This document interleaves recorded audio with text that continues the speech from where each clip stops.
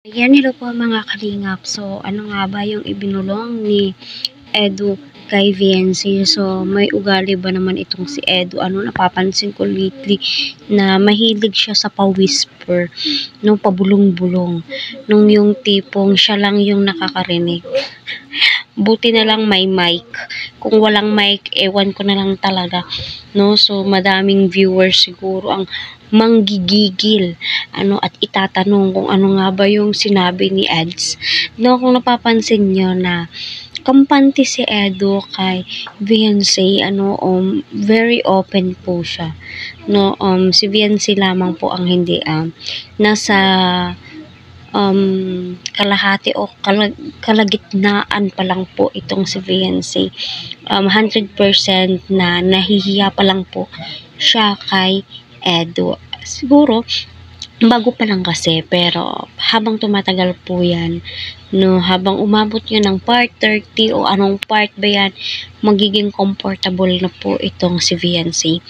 Ika nga sa part 21, my God, part 21 na kinakabahan daw po siya sa mga salitang binibitawan ni Edu. Ang lalaki ng mga pawis po niya, So, napaka-sweet ni Edu. Napaka-gentleman na way. 'Di ba? Kaya marami ang sumusuporta nga po sa kanila dahil nga po sa tagline na charisma ni Eds. Oh my God, kinikilig po talaga ako sa kanila. Sa totoo lang, kahit yung titigan lamang po nila, masasabi po talaga, okay na ako sa titigan lang, kahit wala nang pa-holding hands, okay na ako doon, 'di ba?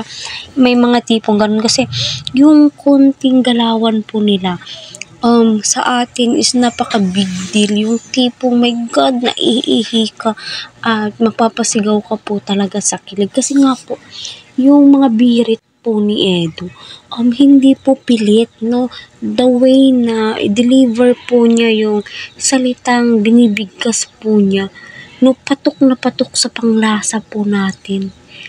Parang yung tipong kilalang kilala na po ni Edu itong si Viancy.